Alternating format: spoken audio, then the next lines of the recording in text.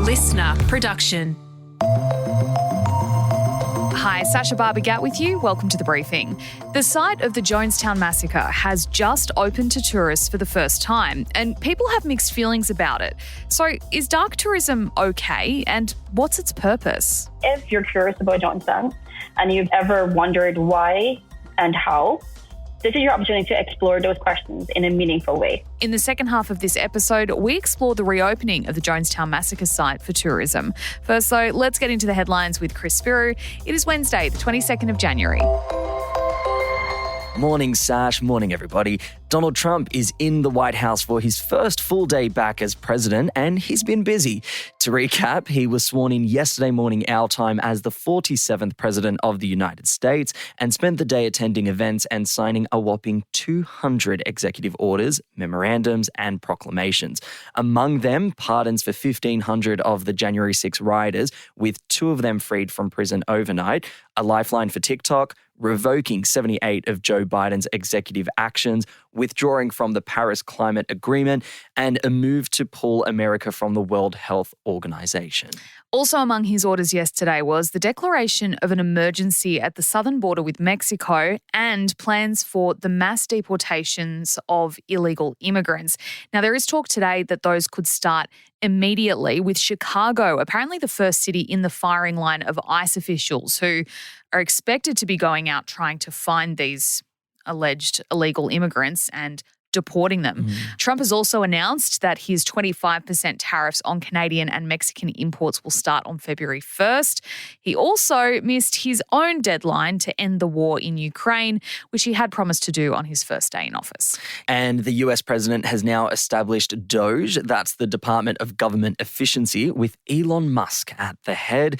And their aim is to cut regulations and staff from departments right across the government. While we're speaking of the world's richest man, he's responded to that viral moment in which he appeared to give the Nazi salute while speaking at an inauguration rally for Trump yesterday.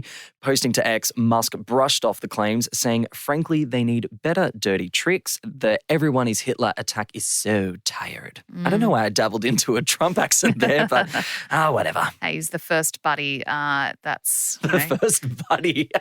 That's good. That's what Trump has called him, is his first buddy. Yeah, that's good. I don't know if I take him at his word. There was a lot of talk online, all the TikToks I saw of this hand gesture, whatever it was.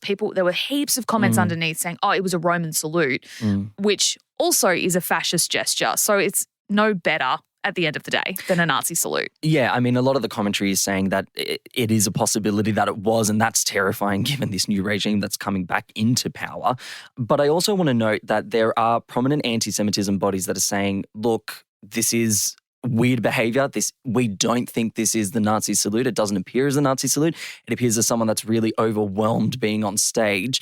And we also have prominent Jewish Australians who have come out to kind of defend the action as well and say, hey, if it was, we'd be kicking up a stink.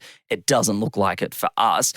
Again, there's 2 sides claiming 2 different things, and it feels icky to say, but I mean, you just got to watch it for yourself and make up your mind, I guess. Yeah, at the end of the day, it was obviously strange, possibly scary behaviour from someone who has been given such a high position within Trump's administration.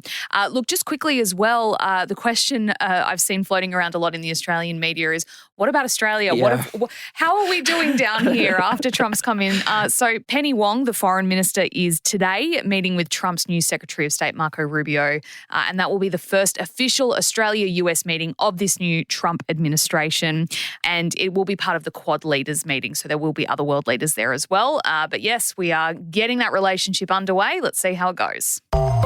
Back home now, federal police are investigating whether overseas actors are paying local criminals to carry out anti-Semitic attacks in Australia.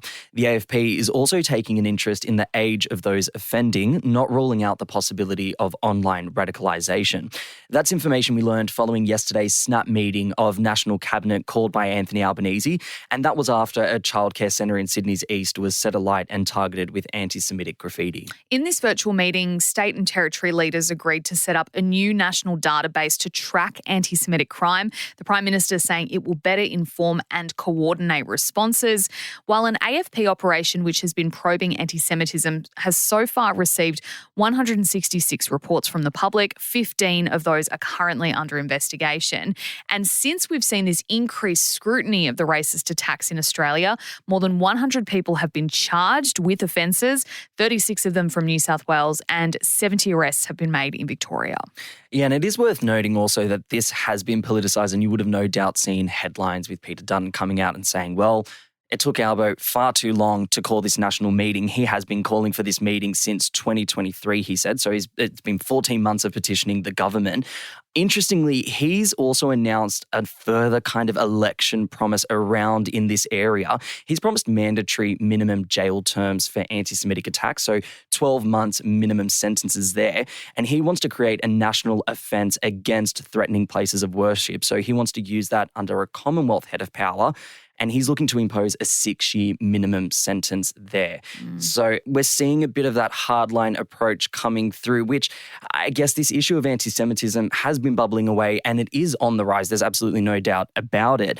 But for me, I would love to see our leaders stop fighting about it and politicising it and kind of coming together and almost having like a meeting of the minds. Like they've got good ideas. Labor has good ideas. The Libs have good ideas. The Coalition have good ideas. Let's come together and come up with a solution to this because it's not getting any better. It's actually getting worse.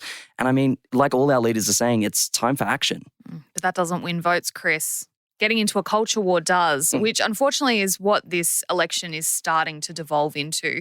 And there's been more criticism of Peter Dutton, who has been invoking some of Donald Trump's campaign language. He asked at a rally yesterday, do you feel better off than you did 3 years ago? Which is exactly what Donald Trump was asking his followers and the people he wanted to vote for him.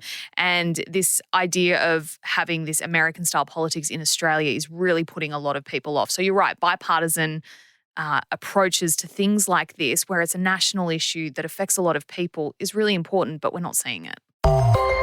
To New South Wales now, where mental health wards have started closing amid the resignation of 200 public hospital psychiatrists. The union representing the workers has been threatening the move for weeks as staff push for a 25% pay rise and for the state government to implement better hiring policies. Almost half of the positions within the system are currently unfilled. Negotiations are continuing to try to convince the doctors to cancel their resignations and come back to work. To give you an idea of how big this impact is, the 200 psychiatrists who have quit represent half of the public health workforce. This is a really, really big deal and it's having a huge impact already. As we've seen, mental health wards in the state have started closing because they don't have the people there to deal with the influx of patients. The system is already crippled. This is making it so much worse. The state government has made public pleas begging the workers not to quit. Now, their counteroffer was a 10.5% pay rise over 3 years. That's about 3.5%. Also a 10% onerous duties allowance that psychiatrists would be able to access immediately. They are not accepting that. They want their 25%. And it seems at this stage that they're sticking to their guns. And we finished this morning at the Oz Open, where Novak Djokovic has advanced through to the semis after downing Carlos Alcaraz.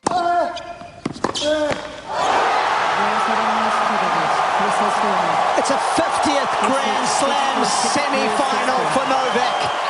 We couldn't have picked a better audio grab there, Sash. Thank you. Yeah, I quite enjoyed the jump scare of that. And yes, of course, the question on everyone's mind, did Novak give his on-court interview? He did, and this is what he had to say. One of the most epic matches I've played on this court, on any court really. So thank you all for staying at 1 a.m. to watch us and support the players. Both of those audio bits, thanks to Nine. Meantime, women's number one, Aryna Sabalenka, has also advanced through to the semis and she's hoping to win her third Oz Open title. Tonight we have Aussie Alex de Minaur. He's out to beat men's world number one, Yannick Sinner, in the quarters. So that'll be a very, very good watch tonight. Yeah, that's starting at 7:30. Go the Demon. All right, Chris, thank you. Next up, we are getting into your deep dive, looking into the opening of the Jonestown Massacre site in South America to tourism.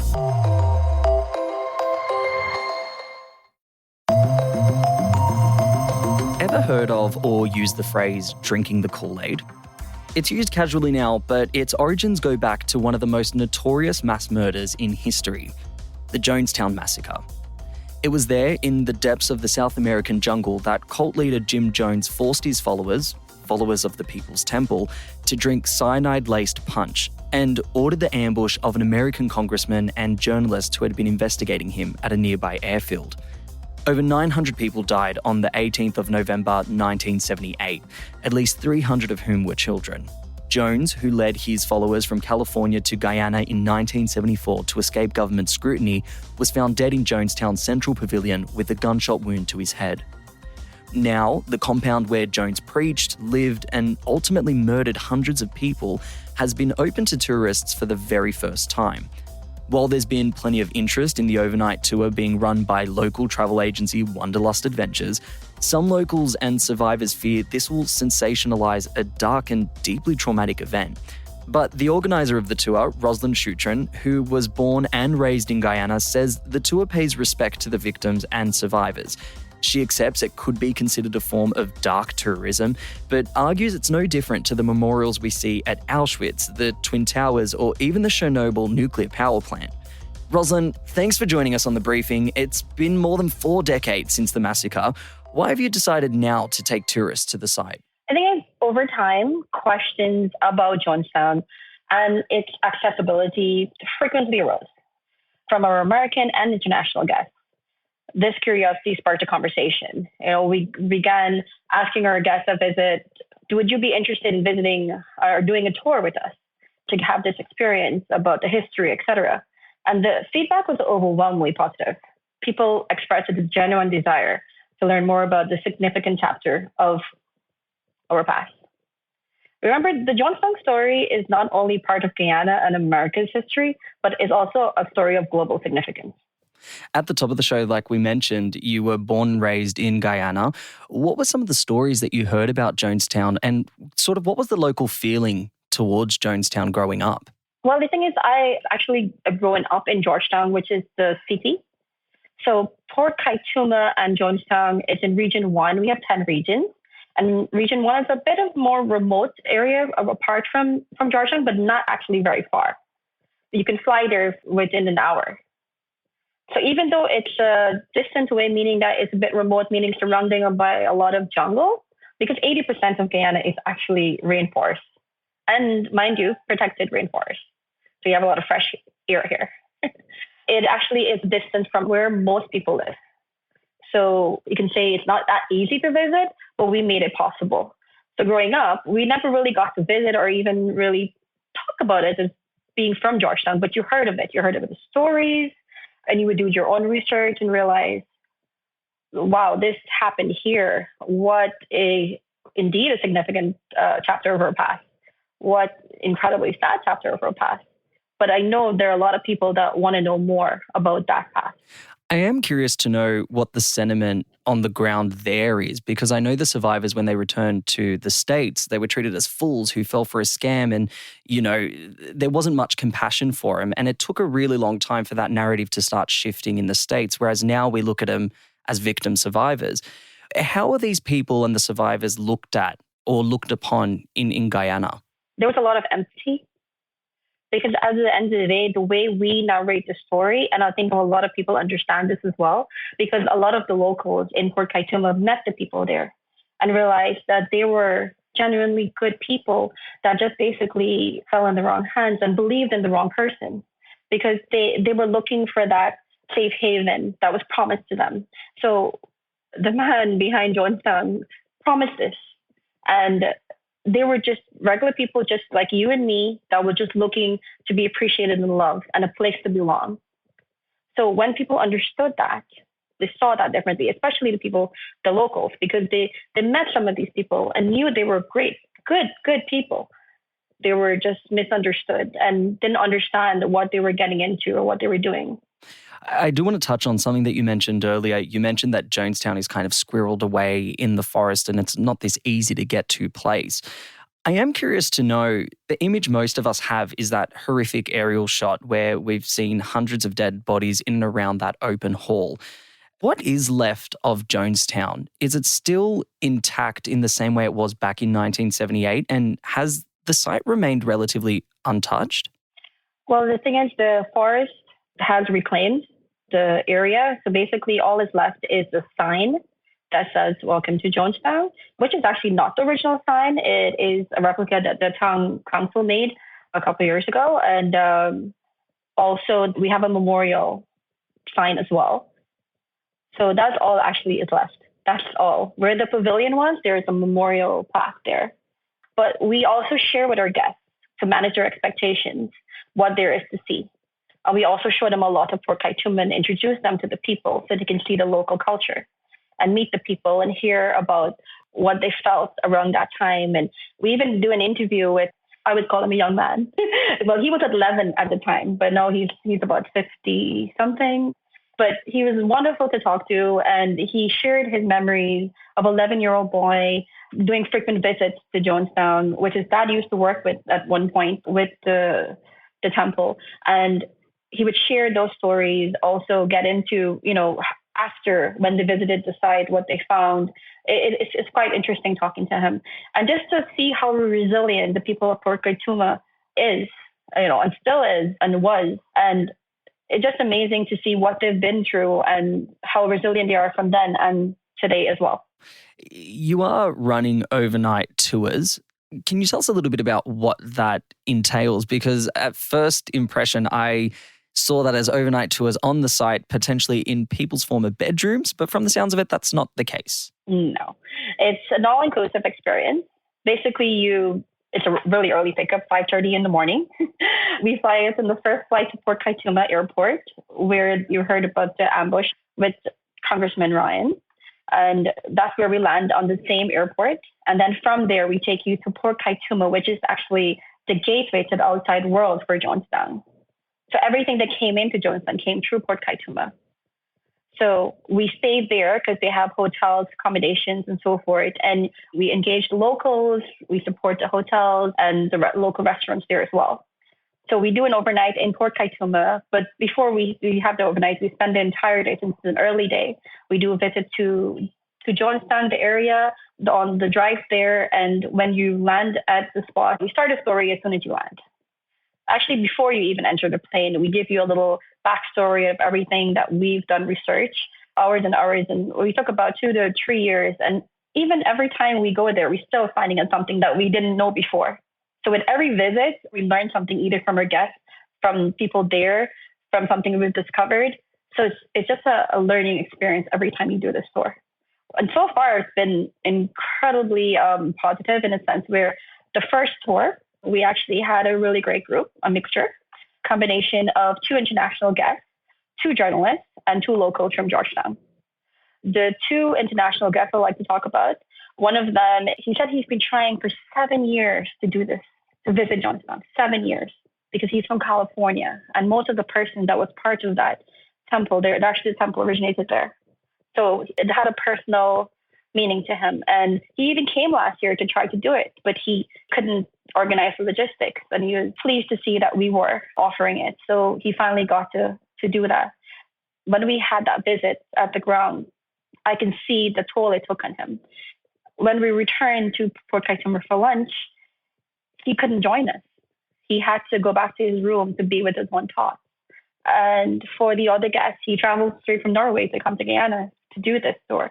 He said he had a long time interest since it happened about it. And then he just so happened to go on and say, okay, can you visit this place? And now you can.